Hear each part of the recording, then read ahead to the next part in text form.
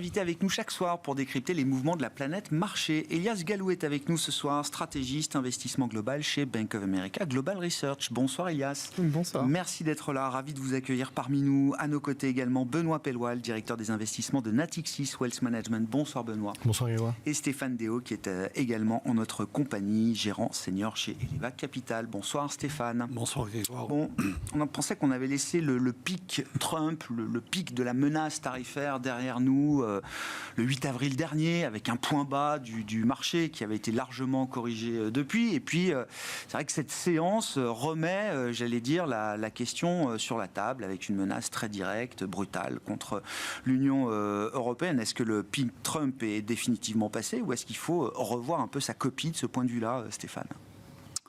Alors, vous me demandez de prévoir Donald, c'est un peu compliqué, c'est une question vache. Je pense qu'on a quand même passé le pic. C'est-à-dire que Liberation Day, c'était on tape sur tout le monde de manière très très forte, etc., etc. Il est quand même revenu maintenant sur les tarifs en Chine. Sur d'autres, il y a un deal avec le Royaume-Uni, donc il y a quand même... Bientôt avec l'Inde, peut-être. Exactement. Les discussions se poursuivent avec le Japon. Avec le Japon, la Corée, etc. En Asie, ça se passe bien. C'est ce que nous dit Scott. Oui, on sait qu'il a une dent contre l'Europe. En particulier contre l'Allemagne, parce qu'il y a un déficit de la balance commerciale qui est assez fort avec l'Allemagne.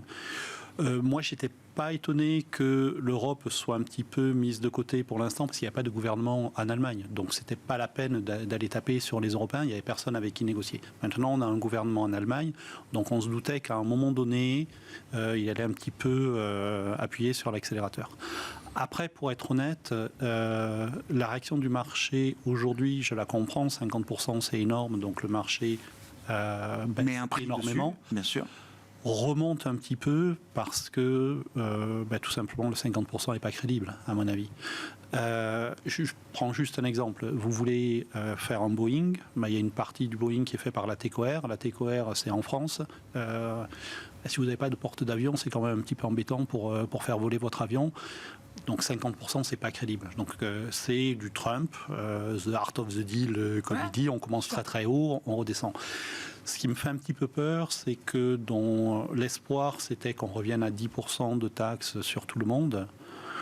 Là, le 10%, c'est vraiment le minimum. Je ne serais pas étonné qu'au lieu de revenir sur un 10% qui est déjà pas idéal, on reconverge plutôt sur du 20% plutôt que du 10%. Ouais. Donc petit à petit, on est quand même en train de s'installer dans un monde qui est très très différent, où il y a des tarifs qui sont importants, où il y a une incertitude qui est extrêmement importante. Et donc je pense que c'est inquiétant, même si une fois de plus... je pourrais parier assez beaucoup que les 50 vont disparaître à un moment donné. On va être rabotés très nettement. Ouais. Bon, la poussière n'est pas encore retombée sur ces questions tarifaires. On n'a pas encore de visibilité parfaite, en tout cas, sur le péage tarifaire dont il faudra payer pour entrer sur le marché américain. Benoît. Alors, effectivement, il y a une question de crédibilité sur ce qui est annoncé. Stratégie de négociation ou pas. Enfin, voilà.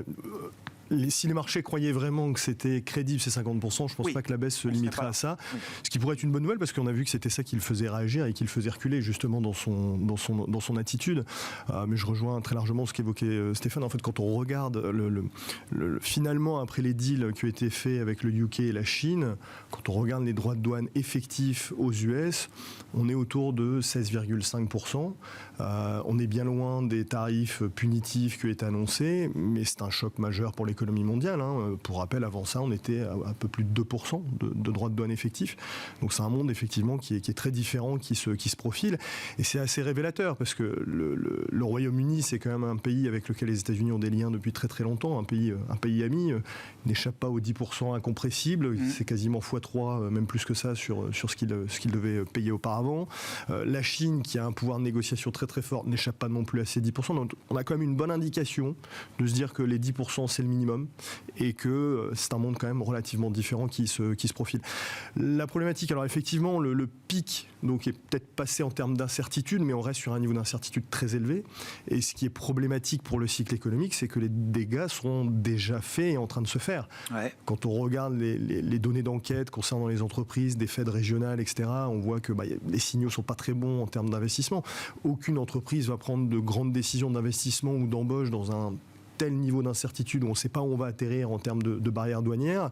Et du côté des ménages, alors je sais qu'on a régulièrement eu des niveaux de ménages assez déprimés, comme on les a aujourd'hui, même si là ça commence à être assez significatif. Mais ce qui est surtout intéressant dans ces études, c'est qu'on a les premiers signes de transmission aux données réelles. C'est-à-dire que lorsqu'on regarde ces études, les ménages s'inquiètent pour leur situation personnelle beaucoup plus qu'auparavant. Ils anticipent des revenus qui baissent, qui sont négativement affectés dans les 12 prochains mois. Ils redoutent de perdre leur emploi dans les prochaines années, beaucoup plus qu'auparavant. Et ça, généralement, c'est le signe que ces données d'enquête, ces soft data, sont en train de se transmettre à l'économie réelle. Et puis, bien évidemment, il y a aussi de par l'attitude, de la façon de négocier, le doute qui a été jeté un peu sur les actifs américains, même si c'est pas forcément aussi évident que ça, mais c'est quelque chose qui contribue à ce sentiment. De la baisse là aujourd'hui. Voilà, ça contribue à ce sentiment général. Ouais. Elias, alors je précise, vous travaillez dans l'équipe de recherche qui est dirigée par Michael Hartnett chez Bank of America et qui produit alors de la recherche régulière. Il y a notamment le fameux Fund Manager Survey sur une base mensuelle. Il y a également ce que lisent beaucoup d'investisseurs globaux, The Flow Show, qui est publié sur une base hebdomadaire, si je dis pas de bêtises. Tous les vendredis matin en Europe. Elias, qu'est-ce qui ressort de ces contacts que vous avez avec la communauté des investisseurs globaux, notamment la dernière enquête que vous avez pu mener auprès des fund managers? Qu'est-ce qui les inquiète le plus dans les risques macro? Est-ce que c'est encore le risque de trade war, d'escalade dans la guerre commerciale, ou est-ce que désormais c'est la question budgétaire et des déficits américains en premier lieu peut-être?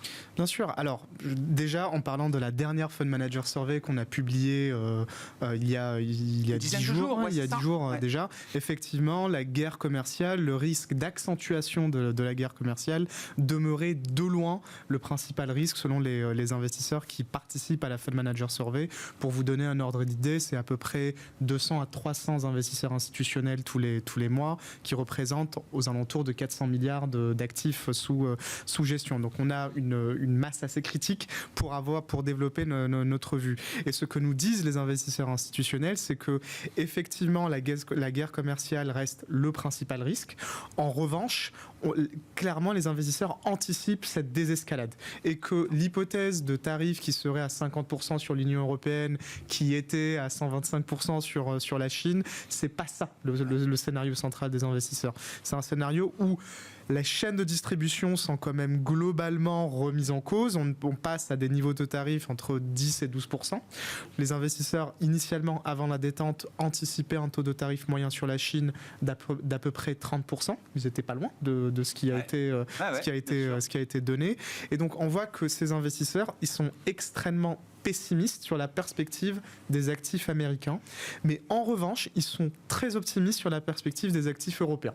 Et si vous voulez, c'est vraiment la bonne nouvelle pour nous, Européens, c'est que de par l'incertitude qui règne, comme l'a dit Benoît, très forte sur les États-Unis et sur en fait cette nouvelle ordre mondial que les investisseurs doivent digérer, eh bien la valeur refuge, ça reste l'Europe et ça reste la tech américaine aussi. La tech américaine qui est le moteur des profits sur le marché action, et de l'autre côté l'Europe où le thème séculaire reste bien le réarmement, le stimulus allemand et le stimulus européen à venir, et c'est ça qui compte pour les investisseurs. Au-delà du déclaratif, ça s'observe dans les flux, Elias? C'est la très bonne question, parce que souvent en fait ce qu'on aime bien observer, c'est la dichotomie entre ce que nous déclarent les investisseurs et ce qu'on voit dans les faits. Ouais. Et pour le coup, la dichotomie n'a jamais été aussi forte qu'en ce moment, qu'en 2025. Notamment lorsqu'on parle des actifs américains. Très simple, on a à peu près, sur la décennie, il y a eu 1,3 trillion, c'est-à-dire 1300 milliards de flux qui se sont dirigés vers les actions américaines. De l'autre côté, on avait jusqu'au mois de février 270 milliards d'outflows sur les fonds européens. Ce qu'on a constaté sur le mois d'avril, qui était extrêmement intéressant, c'est que malgré la panique sur les marchés, on n'avait pas d'outflow depuis les fonds equity américains, depuis les fonds actions. Ce qu'on voyait, ce qui était très intéressant, c'est que on a la possibilité d'analyser plus profondément et de différencier ce que les investisseurs domestiques ont fait par rapport aux investisseurs étrangers. Ce que les investisseurs domestiques ont fait, c'est qu'ils ont vendu le marché américain. Qui a vendu en particulier? C'était les institutionnels américains. En revanche, le retail investor, c'est-à-dire monsieur et madame Michu aux États-Unis, ils ont continué d'acheter les actions américaines. Et nous, Bank of America a le plus grand réseau de détail aux États-Unis et on a à peu près 4 trillions d'actifs sous gestion. Donc on voit ce que l'investisseur retail américain fait. Il y a eu 22 semaines consécutives d'achat des actions américaines, ce qui a été la plus longue période jamais enregistrée. Et ça fait le marché. Ça explique oui. le rebond qu'on a vu un peu V-shape comme ça en quelques semaines du aujourd'hui, 500, oui, tout à fait. Du point bas bien du sûr, avril. parce que l'investisseur marginal, c'est devenu l'investisseur retail. Ce qui est aussi très intéressant, c'est que l'investisseur étranger, essentiellement l'investisseur européen, a aussi acheté le marché américain au mois d'avril. Donc on a eu ce barbel de positionnement entre l'investisseur étranger et l'investisseur domestique retail. Bon. Et pour conclure là-dessus, ça veut dire que l'exceptionnalisme américain, on peut dire ce qu'on veut, mais dans les faits, c'est encore quelque chose qui existe, j'imagine, pour une partie des investisseurs. Alors. Dans les faits, il est toujours en place. Je dirais qu'il y a un processus intellectuel de remise en cause qui est en train de se faire. C'est ça vraiment le principe. Pour l'instant, c'est dans la tête. Le principal feedback que ressort de mes conversations avec les Stéphane de ce monde, c'est qu'il y a une remise en cause, mais dans les faits, on n'en est pas encore là. Stéphane, c'est un processus intellectuel, la remise en cause des actifs américains comme étant intouchables, exceptionnels par rapport aux autres. Alors nous, on n'a pas été très intellectuel parce qu'on a bougé le portefeuille de manière beaucoup plus agressive. On est sorti des US à la fin de l'année dernière, en fait. Pas parce qu'on avait peur de Trump, mais à cause des valorisations qui étaient devenues... voilà. Et donc on était sorti. Moi, j'ai l'impression qu'il y a quand même beaucoup de ce qu'on appelle les fast money, c'est-à-dire les petites gestions qui essayent de générer de la performance, qui ont fait la même chose. Après, je ne suis pas tout à fait d'accord que c'est purement intellectuel, parce qu'effectivement, les énormes mammouths, les fonds de pension canadiens, les sovereign funds du Moyen-Orient, etc., là, c'est vrai, c'est plutôt des réflexions, mais ils sont tellement gros, ils ne peuvent pas bouger immédiatement ou très très vite. Il y a une inertie. Il y a une espèce. Voilà, c'est des gens qui gèrent des centaines de milliards, donc ils ne peuvent pas bouger leur portefeuille, sinon le marché s'effondrerait. Mais il y a deux choses. D'une part, ça veut dire qu'il y a un flux structurel qui arrive, je pense. Ça va être une séquence longue. Voilà, qui va peser petit à petit pendant des mois, voire des années. Et le deuxième point, c'est que sur certains indicateurs, moi, je pense que l'exceptionnalisme américain a déjà pas mal de plomb dans l'aile. Un exemple, vous parliez du dollar qui baisse aujourd'hui et le VIX qui monte. Le VIX, c'est l'indice de peur. Donc, quand le VIX monte, c'est que les marchés ont peur, ils vont sur l'actif refuge. En général, l'actif refuge, c'est le dollar. Ben là, c'est fini. Depuis quelques semaines, quelques mois, l'actif refuge, c'est plus le dollar. Non. Le dollar baisse quand les marchés ont peur. Ça, c'est un symptôme que quand vous avez peur, la réaction pavlovienne, c'est plus de tout remettre aux États-Unis, c'est d'essayer d'aller en Europe, en Suisse ou ailleurs. Mais le fait qu'on le fasse vraiment quelques semaines, Stéphane, c'est déjà un enseignement quand même durable pour la suite. C'est la faiblesse de mon argument. Oui, c'est la faiblesse de mon argument. C'est quelques semaines, peut-être que les marchés vont changer d'avis demain soir, etc. Mais si vous voulez, il y a une telle incertitude, une telle manque de visibilité sur la politique que pour moi, c'est quelque chose qui va tenir. Mais une fois de plus, je suis d'accord. C'est la faiblesse de l'argument. Je peux vous donner des données depuis quelques semaines qui vont dans ce sens-là. Alors, c'est pas le VIX et le dollar, c'est pas le seul exemple. Mais il y en a d'autres. Mais effectivement, c'est peut-être que on reviendra au bon vieux temps d'avant. Mais tant qu'il y a une telle incertitude politique, moi, j'ai un peu du mal à le voir. Si vous voulez, quand on met 50% de tarifs, ça revient économiquement à faire une dévaluation. parce que vous changez les prix relatifs de l'Europe contre les États-Unis. Donc c'est comme si vous dévaluez le dollar. Donc pour revenir à l'équilibre, il faudrait que le dollar se réapprécie. Mais c'est ce qu'on a vu avec le Canada, c'est ce qu'on avait vu avec, au début quand Trump arrivait, quand il annonçait des tarifs, le dollar rebondissait, mais de manière très violente dans certains cas. Mais là, c'est plus du tout le cas. Le dollar se casse la figure. Donc il y a vraiment quelque chose qui est cassé. Et après, la question, c'est est-ce que c'est cassé fondamentalement et pour longtemps? Ça, moi, je pense que oui. Il y a vraiment quelque chose de cassé, oui.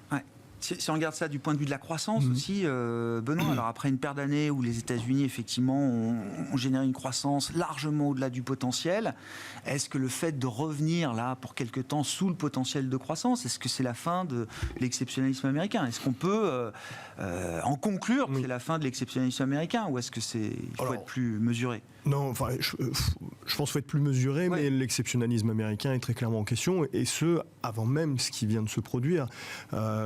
Les valorisations extrêmement tendues, les ratios rendement-risque, enfin, avant le début de cette année, alors que Trump n'avait même pas encore pris le pouvoir, on alertait sur le fait qu'il y avait autre chose à faire sur les marchés que quelques boîtes de tech américaines en termes de rendement risque et en termes d'allocation active. Donc oui, l'exceptionnalisme américain est très clairement mis en question. La politique de ce gouvernement tend à plutôt que de le prolonger, ce qui était un peu le narratif justement au moment de l'élection, tend à justement l'abîmer, cet exceptionnalisme américain. Maintenant, est-ce que ça veut dire que ça va aboutir à une espèce de perte de confiance comme ça générale sur les actifs américains? J'en suis pas complètement convaincu. Je pense qu'à un moment, à un autre, déjà on sait que maintenant il y a une corde de rappel à l'action de Trump. Il y a une limite à son action qui est très claire, qui est si on a une tension, si on a un risque sur la dette. On ne plaisante pas avec les treasuries américains, c'est quand même la base qui sert de base de valorisation à tous les actifs dans le monde. Donc on voit bien qu'il y a une corde de rappel, donc les scénarios un peu catastrophes comme ça sont un peu exclus, en tout cas dans l'immédiat. Mais c'est plus, à mon sens, quand on regarde le mouvement d'avril, on a eu d'abord un mouvement classique d'aversion au risque, c'est-à-dire qu'on s'est inquiété de la croissance, le dollar a tendance à remonter justement. Et puis ensuite, il y a eu des facteurs qui sont plus techniques, qui étaient à l'œuvre, c'est-à-dire que guerre d'échange avec la Chine, c'était pas forcément évident. Les flux, Elias, je suis justement lecteur des travaux de son équipe, c'est pas non plus évident, comme il venait de le démontrer. En revanche, ce qui est probant, et ce dont on a eu la confirmation, c'est qu'effectivement, il y avait des très gros fonds multistratégiques qui constataient des pertes sur les marchés actions, et qui, une partie de leur liquidité sont investis en treasuries, étaient obligés de réallouer, et donc il y avait cette tension, ces problématiques de liquidité sur le dollar qui étaient effectivement à l'œuvre. Donc maintenant, est-ce que ça va rester, se transformer en perte de confiance sur les actifs américains? J'en suis pas convaincu encore une fois. Il faudrait qu'on aille probablement beaucoup plus loin dans l'action de ce gouvernement, ce qui est pas impossible. C'est quand même très très imprévisible en termes d'action. Nous, on est assez convaincus que y a la problématique budgétaire. On va probablement en reparler, mais c'est plus une problématique de croissance qui va à un moment ou à un autre s'imposer. C'est-à-dire que l'économie américaine, au final, il y avait matière à diversifier parce que c'était la seule économie dans le monde qui n'avait pas encore atterri, alors que toutes les autres ont déjà fait ce cheminement. Ce freinage, il se profile. Il se profilait plutôt comme un soft landing, et ce qui se passe est plutôt de nature à challenger ce beau scénario de soft landing et transformer ça en atterrissage un peu plus douloureux. Ça mérite un repricing sur à peu près toutes les classes d'actifs, ça méritait de diversifier, et c'est probablement ce qui est à l'œuvre. Ce qui sera probablement une corde de rappel au dollar, justement, et on retrouvera ce statut de valeur refuge dans des situations d'aversion risque un peu classique macro où c'est l'économie qui freine. Là, il y a plutôt une phase de stress test où le marché a besoin de trouver un prix et un équilibre par rapport à une situation mouvante, voire erratique en matière de conduite de politique économique. C'est ce qui nous semble être le cas, en tout cas. J'entends. Sur le positionnement de marché, et notamment vis-à-vis du marché obligataire, qu'est-ce qu'on peut dire, Elias? Parce que là aussi, sur une séance comme ça, le VIX monte sur les actions, le dollar baisse, et surtout, les parties longues de courbe ne bougent pas. Le 30 ans américain, et on l'a commenté tout au long de la semaine, alors avec l'obsession du débat budgétaire qui est un peu relégué aujourd'hui au second rang sur la journée, mais le 30 ans américain ne lâche pas le niveau des 5%, et on est même un peu au-delà encore en cette fin de semaine.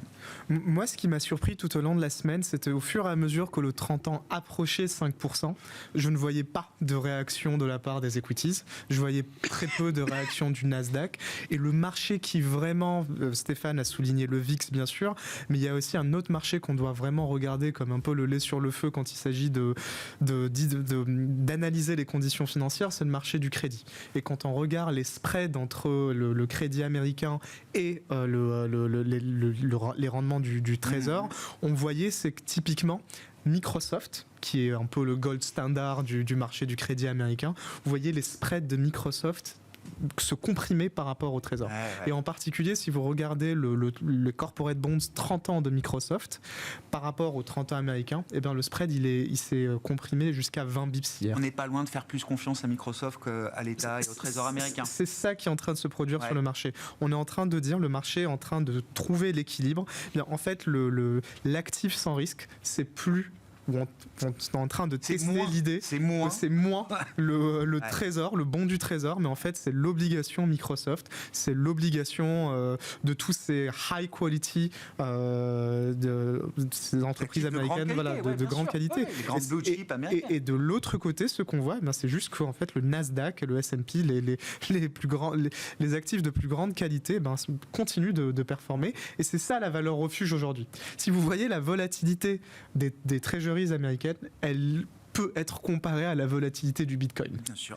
On est en train de parler, l'actif sans risque a plus de volatilité aujourd'hui. Et donc c'est ça, on a cette perception de changement de l'actif sans risque qui je pense va se produire, et on entre dans un monde où ce sera moins risqué de prêter aux entreprises blue chip américaines ou françaises qu'au gouvernement. Mais ça veut dire que dans une construction de portefeuille, pour des investisseurs institutionnels qui ont besoin des treasuries et du dollar pour construire une allocation, on pourrait remplacer demain une partie des taux d'État souverains par de la dette d'entreprises de grande qualité.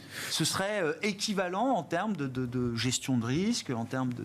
Alors, c'est déjà ce que beaucoup d'investisseurs font. Typiquement, si vous pensez aux grands investisseurs avec beaucoup d'épargne, typiquement les fonds de pension japonais, taïwanais, ils arbitrent en général entre, par exemple, les obligations d'État européennes et le crédit américain. C'est typiquement un trade-off qui est souvent fait. Ce qu'on voit aujourd'hui, ce qui était intéressant par rapport au positionnement du mois d'avril, c'est que la seule classe d'actifs qui a enregistré des gros outflows, c'était justement les corporate bonds américains. Le crédit, les loans, tout ça, ça a enregistré des gros outflows.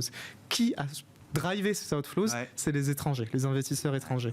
Et ça ne m'étonne pas que 2 semaines après avoir vu ces gros outflows, on voit par exemple le dollar taïwanais qui progressait de 8% sur une séance. Ce sont ces gros investisseurs qui rapatrient leur cash qui était investi dans le marché obligataire américain et qui désormais vont l'investir ailleurs. Et je pense qu'ils vont l'investir en Europe et en particulier sur les OAT françaises. Et on le verra dans les flux des prochains rapports. Du coup, qui va acheter des treasuries ? C'est la grande question. C'est la grande question. C'est la principale question qui est posée aux investisseurs.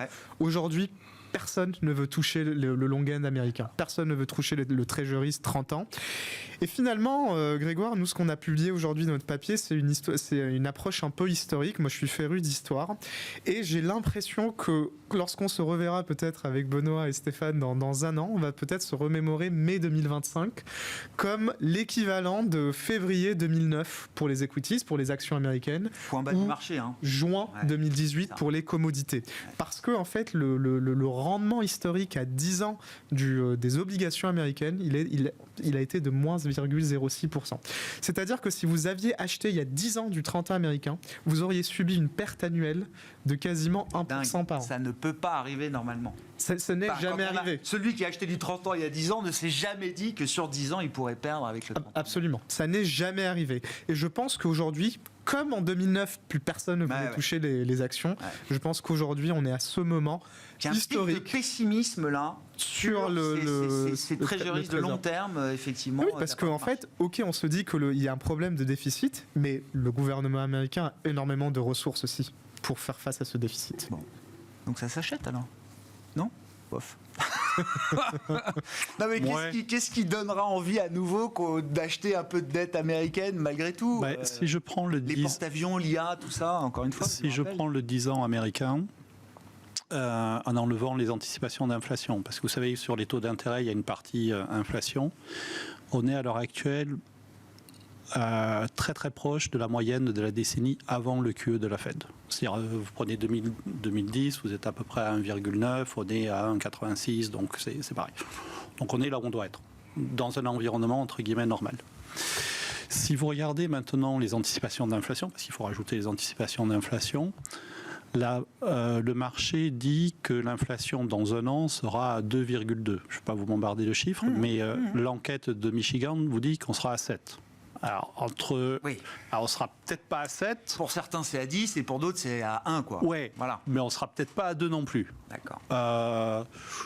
Donc, la baisse sur les taux américains.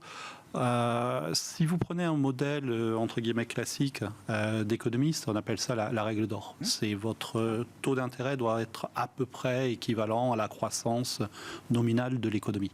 Et ça marche en plus. Oui, voilà. Et ça marche en fait super bien ce genre de choses. Alors sauf pendant la période QI où on met tout a été baissé. Distordu, bien sûr. Mais la croissance américaine, c'est 2 et des poussières. Je serais étonné qu'on passe durablement au-dessous de 2 sur l'inflation. Surtout avec une dette comme ça qu'il va bien falloir monétiser un jour ou l'autre. Donc 2 plus 2, un gros 2 plus un gros 2, ça fait 4,5, 4,5, 5, on y est. Et là, c'est avant un marché qui commence à avoir peur sur la trajectoire de la dette, etc. D'accord. Donc peut-être. Mais moi, je suis un petit peu dubitatif sur l'idée que les taux américains doivent baisser énormément. Ouais. Ah, c'est ça, la marge de manœuvre. Moi, 4,5, 5 sur le 10 ans américain. Le potentiel de baisse, de détente des rendements. On est là où on doit être. Ouais. Et d'ailleurs, si vous vous souvenez, entre 2020 et 2022, quand les taux ont beaucoup monté, tout le monde disait l'économie va s'effondrer, etc. Il y a un point qu'il faut garder à l'esprit, c'est que la sensibilité, pour tout un tas de raisons structurelles, la sensibilité de l'économie américaine au taux d'intérêt est probablement beaucoup plus faible qu'elle ne l'a eu été. Donc, une économie avec des taux à 4,5, c'est pas du tout invivable. Hein. La preuve, depuis plusieurs années, ça tenait même très bien. Justement, je veux dire, pour quelqu'un qui n'a pas forcément des contraintes d'investisseurs professionnels en termes de volatilité, de ratio de risque, je veux dire, ne serait-ce que verrouiller du 4,5% sur long terme, c'est mais du coup, ça veut dire qu'on ne va pas monter beaucoup, beaucoup plus haut, parce qu'effectivement, après, au-dessus de 5, c'est une opportunité d'achat. C'est ça.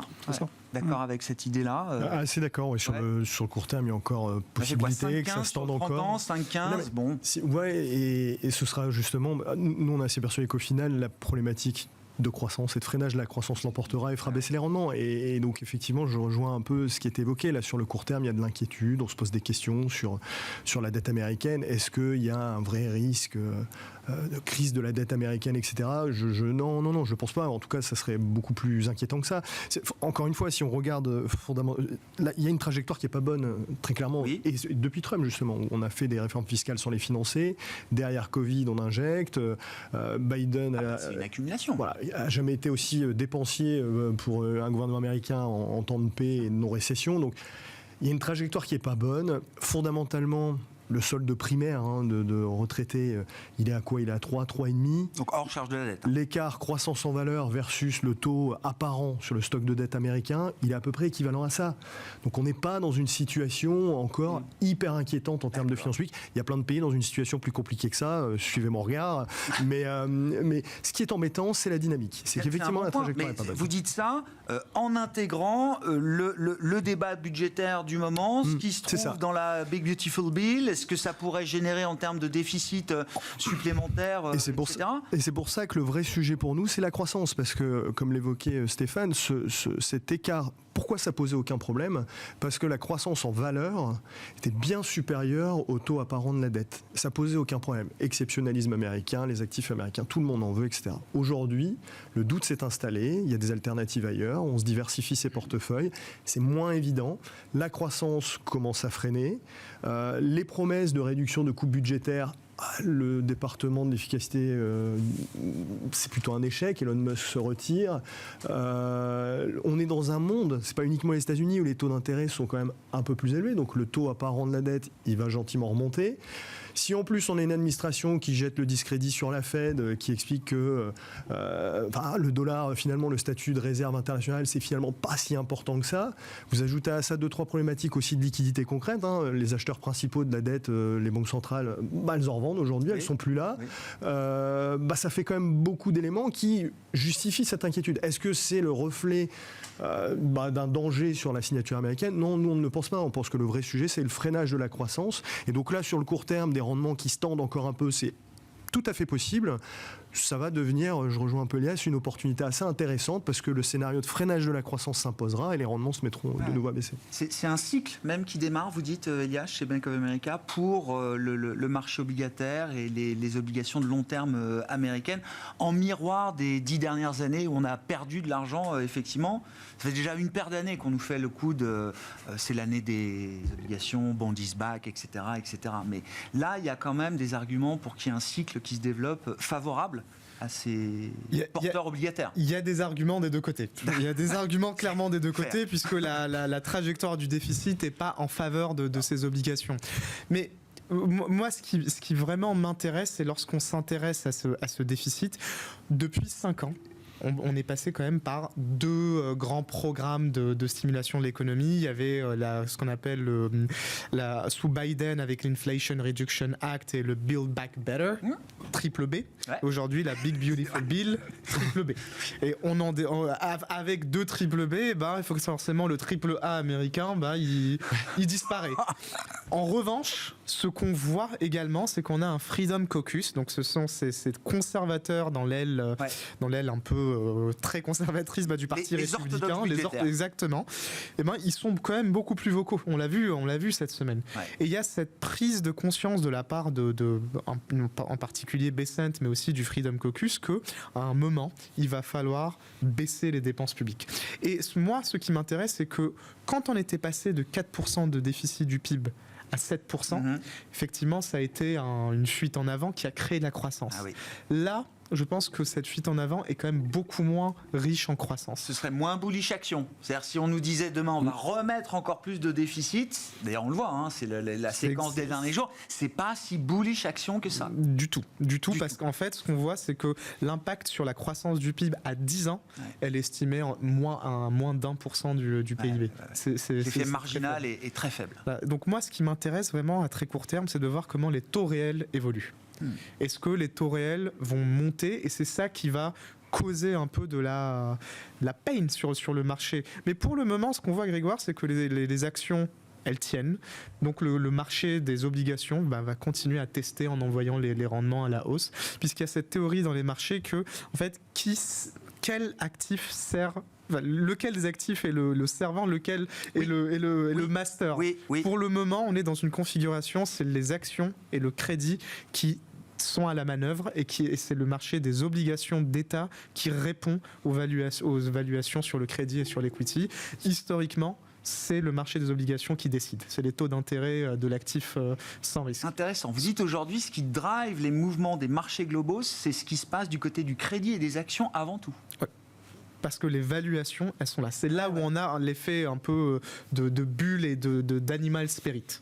C'est là où on voit l'appétit pour le risque. Et en revanche, comme dans tous les moments d'exubérance dans l'histoire, ça va être une hausse des equities, une hausse de la valeur des corporate bonds qui va faire que les taux réels vont monter, et les taux réels vont monter jusqu'à faire mal aux equities et aux obligations des entreprises. Bon.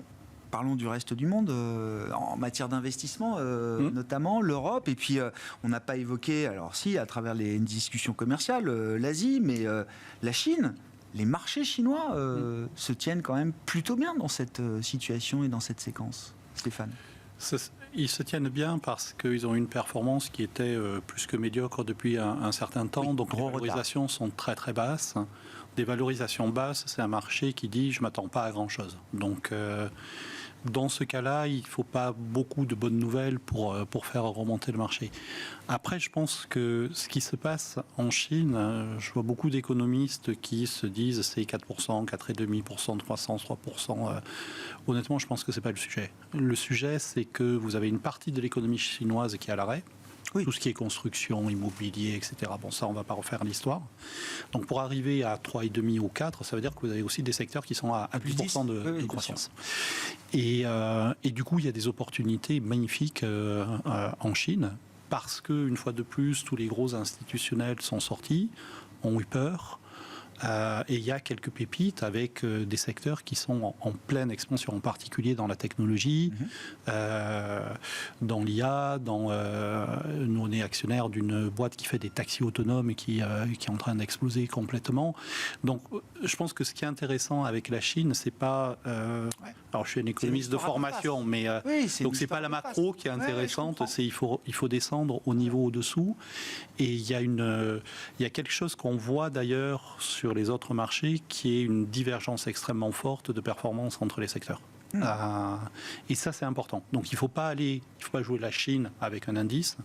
Il faut jouer la Chine en se disant quels sont les secteurs que le parti va soutenir et quels sont les secteurs qui ont un vrai potentiel de croissance. Et là, il y a des choses qui sont vraiment extraordinaires. Avec des potentiels de réévaluation. Avec des croissances à 2 chiffres sur une décennie, des choses vraiment impressionnantes. Et ça crée de la résilience dans une stratégie quand même, d'aller chercher un peu autre chose. Ça crée de la résilience pour 2 raisons. D'une part, parce que vous avez un risque qui est totalement différent du risque. Alors tout bouge un petit peu en même temps. Et beaucoup d'actifs, les taux, sont très les actions, le crédit, etc., etc. Quand vous allez investir sur des taxis autonomes en Chine, c'est une histoire qui est complètement différente. Ou sur les robots humanoïdes, qui est un thème qui devrait exploser à notre avis d'ici quelques années. C'est passionnant ce qui se passe là-dedans. Donc vous avez vraiment des actifs qui vivent leur vie différemment des autres et donc qui vous donnent une vraie diversification. Donc ça c'est intéressant. Et puis oui, effectivement, il y a des potentiels de croissance et qui sont assez impressionnants dans ces choses-là. Benoît, c'est quoi le cœur de la résilience d'un portefeuille ou d'une construction de portefeuille là aujourd'hui ? C'est justement de prendre le contre-pied de cet exceptionnalisme américain, c'est de continuer cet effort de diversification et je suis assez d'accord avec ce que Stéphane vient d'évoquer. Il faut pas hésiter dans l'analyse, il y a des gros biais macro, mais c'est en descendant en termes de granularité où on va réussir à faire la différence. Juste à titre d'exemple, il suffit de voir le parcours des valeurs de croissance par rapport à la value aux US et regarder la même chose en Europe. On voit bien que le trade macro lié aux tarifs a un impact bien concret en termes de parcours boursier, où les valeurs de croissance européennes sont clairement à la traîne par rapport à ce qu'on voit aux États-Unis. Donc il faut vraiment appuyer cet effort de diversification qui avait été un peu abandonné, où il suffisait d'acheter les US, les perspectives, les boîtes américaines. Il y a plein d'autres choses à faire et on pense que ça reste tout à fait d'actualité. Et l'Europe reste pour nous encore un terrain de jeu super intéressant. Les valorisations sont attractives. On évoque la problématique du dollar. Ça va nous permettre de regagner plus facilement la maîtrise de l'inflation en Europe, donc peut-être plus facilement la possibilité de baisser les taux, l'Allemagne qui surprend un petit peu. Enfin, c'est pas hyper excitant encore une fois en Europe, mais je pense que c'est suffisant pour constituer en termes d'allocation active une alternative très crédible en relatif. Et on l'a vu d'ailleurs dans les performances. On avait rarement vu l'Europe sur une période de temps aussi courte surperformer autant les États-Unis, alors que c'était acquis que les États-Unis, avec des gains de productivité monstrueux par rapport à l'Europe, allaient tout dominer. Donc nous, on poursuit toujours cet effort de diversification. Peut mettre quelques points d'avance aux États-Unis sur l'ensemble de l'année. Là, c'était les stratégistes de JP Morgan, 25 points. Alors je sais pas, ça fait beaucoup, mais oui, en tout cas, il y a de la marge encore pour le faire, quoi. Ça reste en tout cas tout à fait possible. Mais encore une fois, il faut faire vraiment cet effort de descendre en granularité parce que ces tendances macro impactent bien concrètement et font des grosses différences d'un secteur à l'autre. Mais oui, on continue cet effort de diversification et l'Europe est un peu au cœur de notre terrain de jeu. Elias, pour conclure, là, sur les perspectives en matière d'investissement, quel est le pain trade du moment, là, c'est-à-dire le trade qui fait mal à tout le monde parce que les gens sont sous-positionnés. Qu'est-ce que ça va être encore là, dans les prochaines semaines ? C'est assez clair. En fait, le pain trade, c'est là où personne n'est positionné et où le prix va surprendre tout le monde. Là où on voit où il y en a des gros positionnements en termes d'underweight, où les investisseurs ont très peu sont peu impliqués, c'est tout ce qui est small cap, donc les valeurs boursières des petites entreprises américaines, où on a des outflows records. C'est sur aussi l'immobilier, je vous parle des REITs, Ouais. on a des outflows records et où on a un positionnement qui reste très underweight, et aussi sur l'énergie.